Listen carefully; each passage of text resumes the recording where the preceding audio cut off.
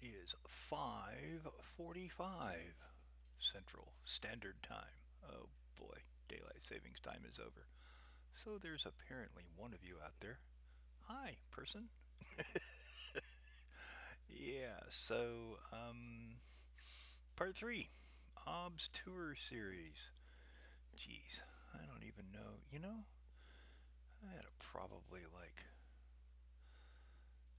see if sound is working and all that. Well, a little soft. So, yeah, okay. Right. OBS Tour, Part 3, live stream, image acquisition. So, what you're looking at here is Sequence Generator Pro, the primary software that I use for image acquisition and session management. And I am in the middle. Well, actually, I have just started, as you can see here. I have just started a 6-panel mosaic of Sharpless Object 190, the Heart Nebula. There are the 6 panels defined, and here is what SGP calls the control panel. This is basically, oh no, sorry, the what's the name? What do they call it? The sequence thing. Yeah, that thing. Man, live is so much fun. Yeah, they call it the sequence thing. Sure, why not? The panel that allows me to set up the individual frames and the individual exposures that we're going to take, what filter we're going to use, how long they're going to be, what order they're going to go in, that sort of thing. Over in the top right of the screen, what you're seeing is the Rig Runner 4005i that I've mentioned in previous videos, and it's showing you that everything's turned on and showing you the current that's being drawn by each of those objects. The roof and pier, self-explanatory. Pier, as we said in the previous video, feeds all the equipment out there. OBS command is my really hokey name for the laptop. OBS cam is obviously the camera, and then the router that provides internet out there. Down below that are two small minimized screenshots of the live video from the two cameras. One of them's dark, obviously, because there's no light in there right now, and you can see that the roof is still closed. Over here you've got our basically our status board. It's basically the same things there on the right. It's the videos and the Rig Runner's current status, and then my status dashboard that feeds off of the little trimetric 2030 serial device that I described in earlier videos. And it shows, of course, that camera's on, observatory's closed right now.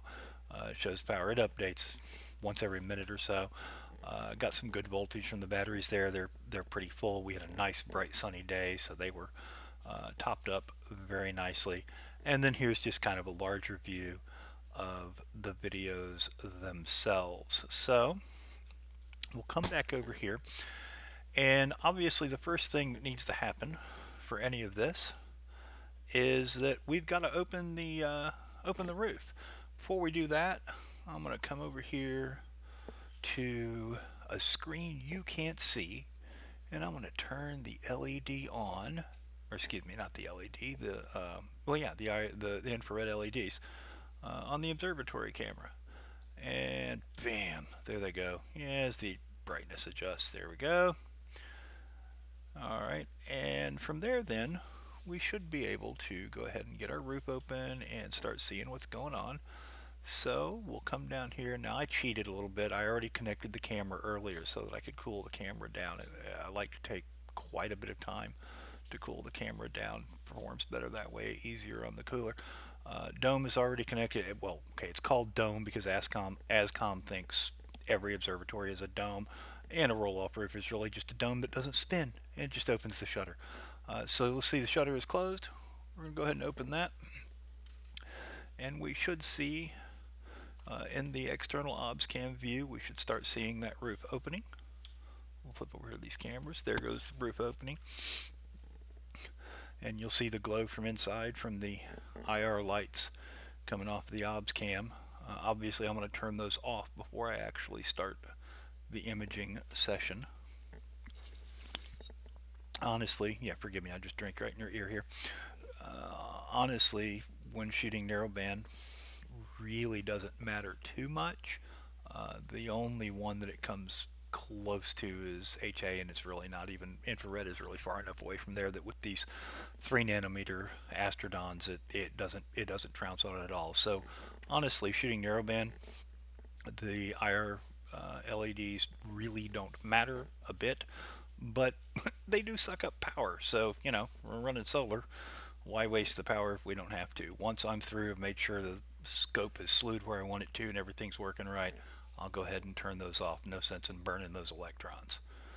Alright, so the roof is just about open. Okay, shutter status is now open. Okay, so the next thing we're going to do is we're going to update from the last imaging session that I had. I did things in a certain order, and I found with mosaics that it's really helpful to rotate the target list around every night that you shoot. So in other words, you're not always shooting frame 1 here on, you know, the lowest part of the evening or the earliest part of the evening. Every evening I rotate the events around so that every frame in here, every panel in here is shot at different parts of the sky, and it kind of helps everything mix and match up well, and helps when you're creating the mosaic later on down the road. So the first thing we're going to do is we're going to take panel number 4 and move him up here to the top. Now the next thing we've got to remember to do, and it's just a habit with me and I don't know why, but I always center the scope before I start the session. SGP would start the session and go center the scope for me. I don't know why, I just like to center the scope before I actually start acquiring things, which means I always tell the first target that's going to run, don't center, because it's already centered. So I need to tell this one, remember to tell this one, no, I really do want you to center. And now we'll go up to what our first target for the night is, number 4, panel 4, and turn him off, tell him not to center. And while we're at it, I'll go check yet again in a window that you can't see because I suck at creating scenes, obviously. I'm going to go check the astronomical twilight times. Let's see, it looks like it's at 1811 tonight and 0450 tomorrow. So we'll make those our start and end times for each of our panels. And we've got dogs or something in the background. Enjoy your dogs. Or something. You know, could be kid too, who knows. I am obviously way too lazy to turn around and just look and see what that was. Yeah, the joy of mosaics. You get to do everything 12 times, or, you know, 6. Okay, I heard an iPhone camera there in the background. Somebody's taking a picture of something. How exciting. 2 for the price of 1. You get to watch this thing take pictures and hear somebody else's iPhone sound. That's nice. Alright, what I'm doing here is I'm setting start and end times. I'm basically telling SGP, look, don't start this target until 1811, which is astronomical twilight. In other words, don't start shooting until it's good and dark outside, and stop by 0450. Now the reality is that it'll probably get down below the roof outline of my house, by then. It'll be close. It'll certainly be over in Nashville's Light Dome, so that's kind of a mess, but might as well let it go as long as it can. I can take care of frames that I don't like, or, you know, if the sequence aborted or whatever. I can take care of those after the fact. No sense in forcing it to stop early when I don't have to. Let it go as long as and get every last photon that it can gather. So we've done that for all of our targets here, and we've rearranged the order. So we're going to start on number 4 tonight. Move this out of the way here. We're going to start on number 4. We're going to do this guy, this guy, this guy, and then we'll go over here and do those 3 guys. Last thing we got to do here then is now we got to tell it how many targets, because, or excuse me, how many frames, because it's convinced we want 4 frames of each, and those are already done. Yeah, there you go. I have done a little math. Yeah, me doing math. I know, what a shock. I have done a little math and found out that I should be able to get 3 of of each. That's basically going to be, well, obviously 30 minutes on each filter times 3 filters, 90 minutes per panel. And you throw a little bit of time in there for the various centering and focusing that has to go on. It'll autofocus at certain times and have to center every time it changes a panel. So throw in a little extra time there, and what you wind up getting is you've got 6 panels at an hour and a half each. You got 9 hours, and you had, what have we got here? We've got 10 and change hours of time, and we think it might end a little early, so yeah, call it 10 hours, and we've got 9 hours to take. Like I said, throw in time for centering, for autofocus, that sort of thing. We're going to be pretty close. So let me make sure that I actually duplicated the 7 there on all of those. I did indeed. Very good. Right on. So we'll go ahead, and you know what? I have been showing you none of this. That's brilliant. I've been showing you those stupid cameras this whole time. God, you've seen none of this. I am an idiot. All right, well, this is what I was doing, is stuff over here. Wow, live is so much fun. All right, and we'll go ahead and connect the rest of our equipment. Alright, and this will connect up the mount. An old AP mount will connect up there. There we go. And it is currently in Park 3, so it should be at an azimuth of 360, and it is. Yeah, pretty close. That's nice. And we'll go ahead and connect our observing conditions so we can have that data available for the FITS headers. Dome is connected. Everything is connected. So we're going to unpark the scope. Unpark from last parked. Yay. And we're going to slew the scope over to the area of our first target. And we're going to go to the camera so you can watch the scope slew. And hopefully this time I'll remember to turn the camera panel off, or the camera scene off, and go back to the one with the laptop on it. We hope. That's the theory anyway. Alright. Yay, I remembered this time. So we have slewed. We'll change now over to our luminance filter, and this is kind of my master filter when I'm doing narrowband. I tend not to autofocus my actual narrowband filters.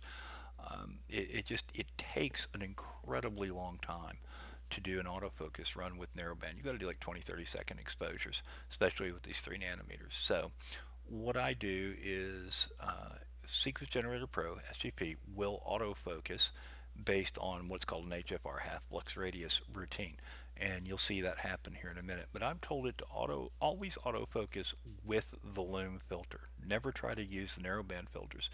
And the reason for that is it supports what we call offsets, where basically we've told it, okay, your first starting point to focus for lume is here. Now that's not necessarily where lume's going to focus. That's just pretty close on most nights. So it'll start there and then bounce around, move around a little bit as it needs to find its focus. Once it's found its focus, it knows that the difference between lume and say HA is whatever that amount there is. What's that going to be? 80, 180. So 180 steps on the focuser. And then another, whatever that is, 136. Yeah, 136 steps over to N2, and so on and so forth. So we use those offsets, and what that allows us to do is, well, we can autofocus on the luminance filter. We're on lume over here, and you'll see what it's going to do is we're going to take a single picture. Now it moved the focus out a little bit ways away from where it was, over to 3952. Now it's going to move it into 3892, 60 steps. Take another picture. We're expecting this half flux radius, in other words the size of these stars, to go down. As we get closer and closer to focus, these stars get smaller and smaller, and the HFR comes down.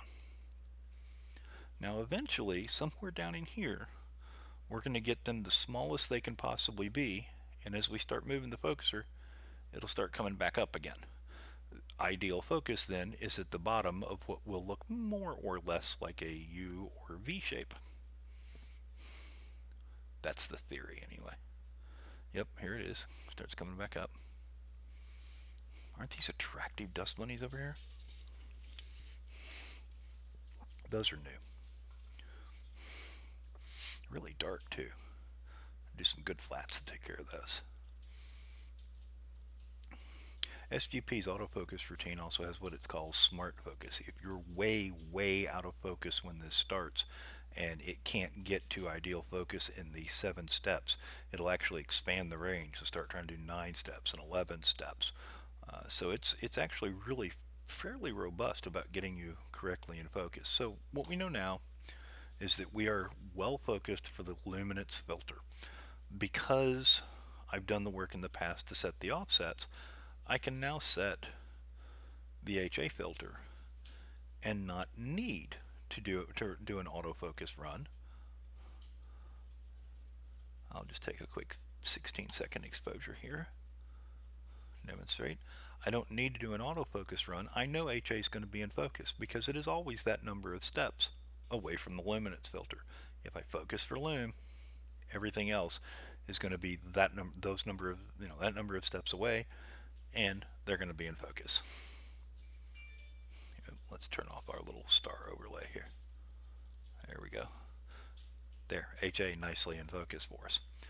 All right, so last but not least, whoops, what we're going to do is we're going to center the scope on our target. And this we'll use luminance for as well, and it'll automatically know to switch. There we go, missed it. And again, this is an interesting process. We're going to set the filter to luminance. We're going to move the scope to where we think the target ought to be. This is the RA and deck that we're supposed to be at for this panel. Wait for the scope to settle. Now we're going to take a 5-second picture, 5-second exposure. And then we go do what's called plate solving. We fire up Plate Solve 2. SGP does this automatically.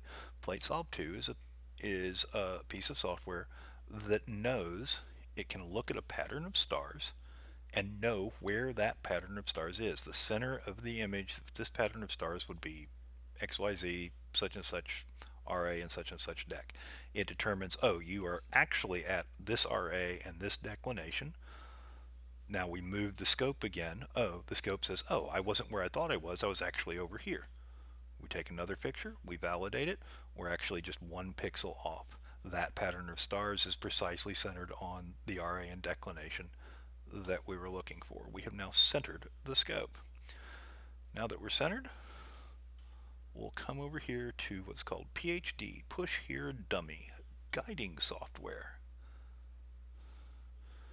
And we'll connect everything. That's the QHY camera and the mount. We'll start taking 6-second guide exposures, which are going to be out of focus because I have forgotten to change back over to HA. I have focused focused the guide camera for the narrowband filters, and they're actually a couple hundred steps off. So let's go over here.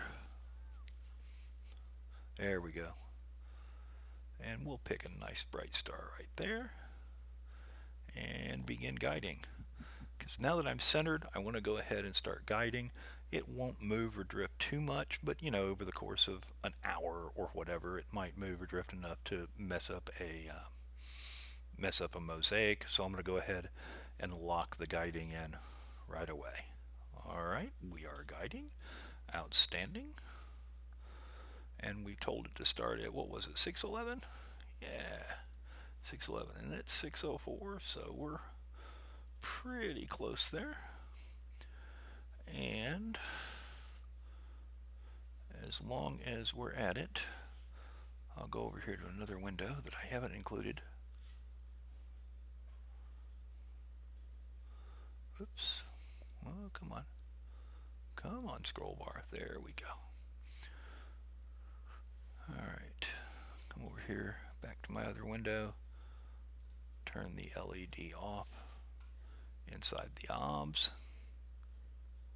There we go. And we should be about ready to go. We should be guiding away happily over here on a star. We have centered on panel number 4. We've told everything. Okay, we're going to do 7 exposures, so 3 more tonight of each of these. We have focused. It's been, let's see, what, 0.36 degrees, and I've told it to focus every 1.5 degrees, so it'll still be a while before it needs to autofocus again. Cooler is running and has the cooler temperature down to 20. We're on the right filter to start. We are ready to go. Bam. Run sequence. SGP is going to complain, you're not set to auto center on target 4. I know, because I already centered. And it's going to wait till 6:11, as I told it to. So, we're going to step away for a few minutes here and wait for our session to start. I will give you back your glorious ambient music. I would sit here and like chat with all you people, but all you people is none. So, since anybody that's watching this is watching it later as a video, there's nobody to sit here and chat with. So,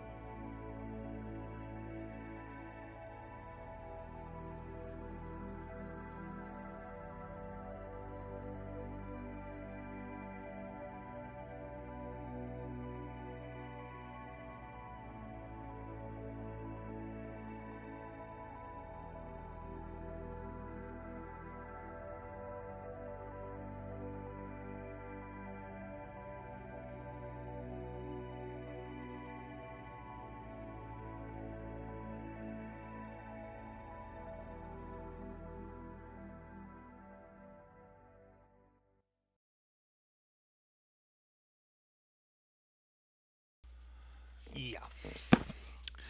So yeah, also I forgot to turn the sound up on the ambient there. I'm really bad at this live thing. All right. So, oh, well, that kind of messed up. Yeah, see, there we go. Things you forget when you're,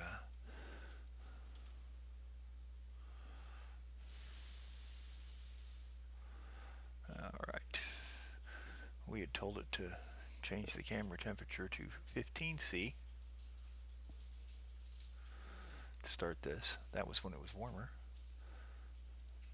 So yeah, we'll abort this sequence.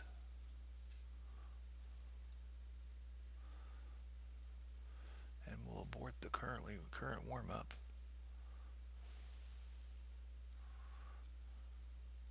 Whoops. And we'll go ahead and cool it back down to -20. That was a mistake.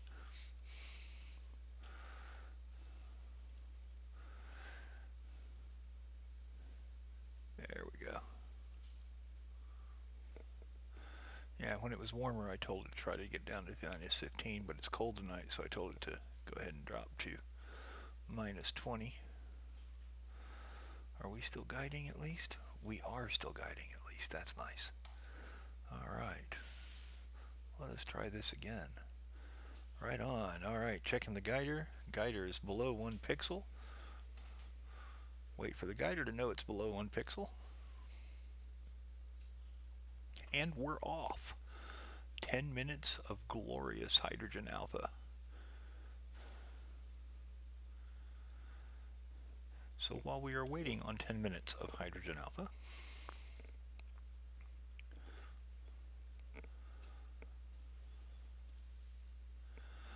give you a look here real quick at the typical performance of things while we're imaging. You'll see generally what I'm going to pull is somewhere between 3 and 4 amps. A lot of that's going to depend on whether the camera cooler is on. The camera cooler it's actually the biggest power hog on the entire rig, and when it's running, it can pull as much as 2 or 3 amps on its own if it's running at 100%. It's running at about 50% here, it looks like tonight. Yeah, about 50%. So at about 50%, it's going to pull down, probably an amp or so, give or take a little. If we take a look over here, we'll see the entire pier itself is pulling 1.5 to 2 amps, give or take a little. So yeah, that's looks like pier was pulling 1.71 last. Okay, now down 1.23. The camera camera dropped down a little bit. The roof obviously doesn't pull anything when it's not moving. A few hundredths of an amp there just to keep the controller up and running. But the computer actually will pull maybe 7 or 8, or excuse me, 0.7 or 0.8 amps when I'm not actually connected to it with remote desktop. When I am connected to it with remote desktop like I am now, you'll see that it'll pull somewhere in the ballpark of 1.5, maybe just a little bit less. The observatory camera pulls a 1/4 amp, the router pulls 1/3 of an amp or so. So like I said, it all comes out about 3 or 4 amps is what the entire observatory will pull on a night of imaging if I'm remotely connected to the laptop actually watching what's going on. On the left side of the screen, SGP, this is actually another feature of Sequence Generator Pro. It has its own API, so it will feed information about everything that's going on. It'll tell you what's connected, what isn't connected, if anything's working. The plate solver's idle, the telescope is not slowing, the camera is currently integrating an image, so on and so forth. And on the right side, just some real quick current look at the state of the battery system there from the Bogart TM2030. How many watts are coming in or going out, what the current voltage of the system is, days since charged, and days since equalized. So we'll still see, look, that our roof is open. So far, Bob the Spider has not made an appearance tonight, probably a little too cold for Bob. And gloriously, I'm not quite sure how I got this lucky, but gloriously, the neighbors over in the, would be on the right-hand side of the obs view there do not have their great big floodlights on tonight. So that's always nice. And the commentary from the peanut gallery, what? Yeah, now I've jinxed it. You're absolutely right. I've jinxed it. Those lights will almost certainly come on any moment now. All right, so we are a little over 200 seconds into this first image, and based on the number of viewers or lack thereof, probably won't do more than 1 or 2 frames because there's nobody here to ask questions. Alright. Right on.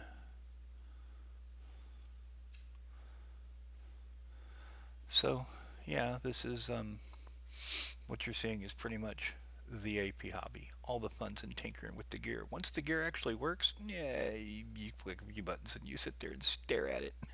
And then you wait for stuff to come down and hope it looks good. And you spend a lot of time obsessively checking your guiding to make sure, oh my gosh, is my guiding still good? Yeah, this isn't too bad actually tonight. This isn't too bad at all. I will take I'll take a 0.38 pixel RMS all day long. No worries. All right.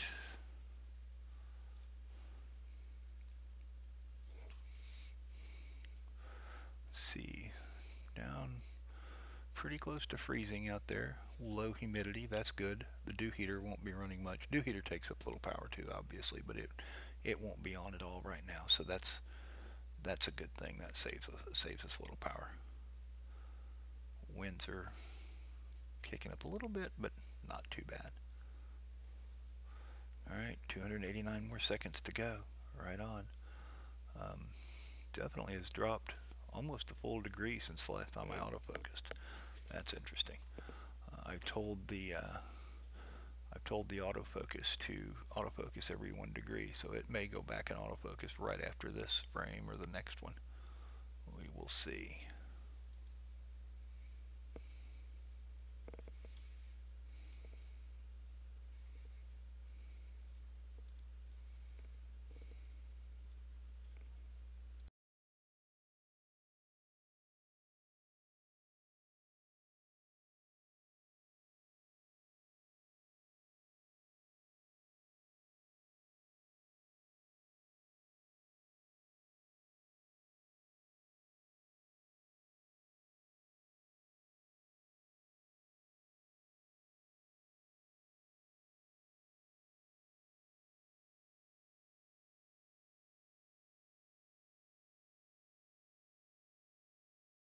There. Thought I'd give you a fun tour between around all of the different things that I get to look at and use to monitor.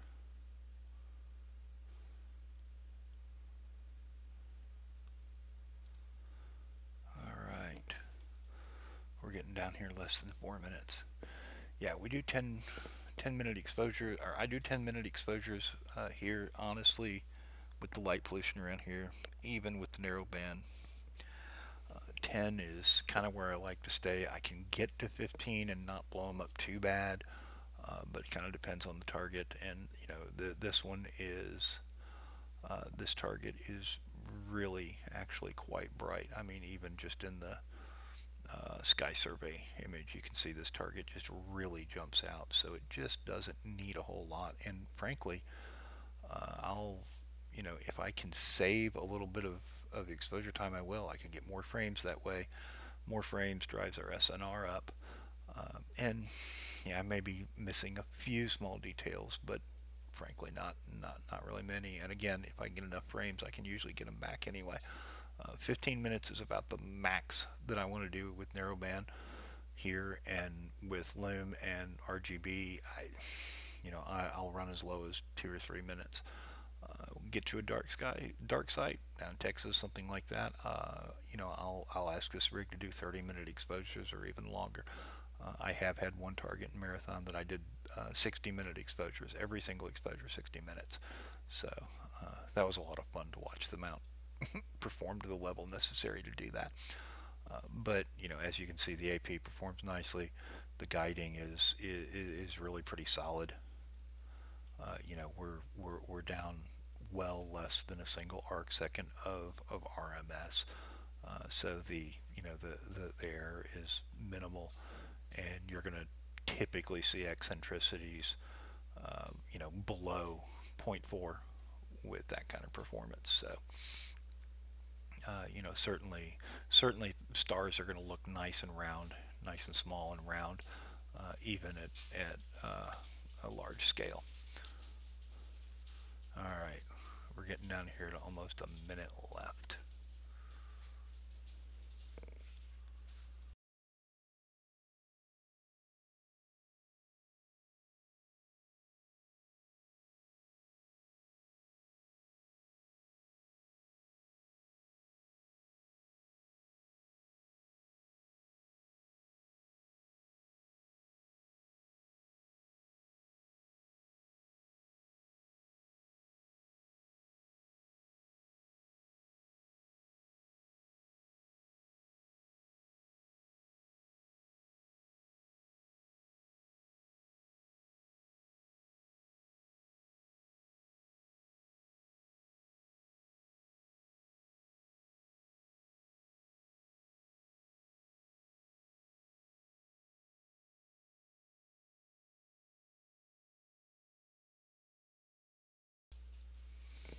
Alrighty, 15 seconds left here. So what you'll see here is when this finishes, SGP will actually download this 10-minute frame of HA that we just took, show it to us on the screen. Meanwhile, you'll see it go ahead and change the filter over to whatever's next to 03, I think. Okay, there is our first HA frame. That's looking really quite nice. Got some of the nice little folds over here. Yep, sure enough, we had more than a 1 degree temp change. 1.03 here. So we've changed over to the limb filter. SGP is going to go ahead and autofocus for us. This helps us keep the rig in focus for the entire night. I mean, I can go to sleep and this thing will do this, and in fact I do. So it's going to autofocus, and you know, with the temperature change, the shape or size of you know, anything, you know, a metal or the glass in the lenses or anything like that, shape can change, things can move around a little bit, contract, expand, whatever, as the temperature changes. So you know, over a 1 or 2 degree temperature change, that doesn't really make a whole lot of difference, but by the time you're 3, 4, 5 degrees out, you can actually start making a noticeable difference in the focus of the image. So what we'll do is every 1 to 2 degrees, we'll say, hey, go ahead and, you know, run another autofocus and just really keep that focus dialed in, nailed down right to just as close to perfect focus as you can get. And you'll see focus has indeed changed just a bit. We were at 3770 when we've moved over, looks like 3710, so 60 steps. Now 60 steps on that feather touch focuser is, you know, I don't know that you could move it that small. That's a very, very small amount. It's a fraction of a millimeter, but it does demonstrate that with the temperature change, focus is shifting just a little bit. We're moving the focuser in just a tiny little bit.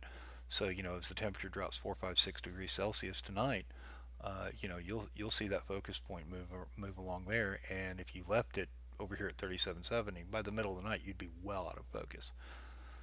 So SGP has finished autofocusing. It's going to set the O3 filter for us.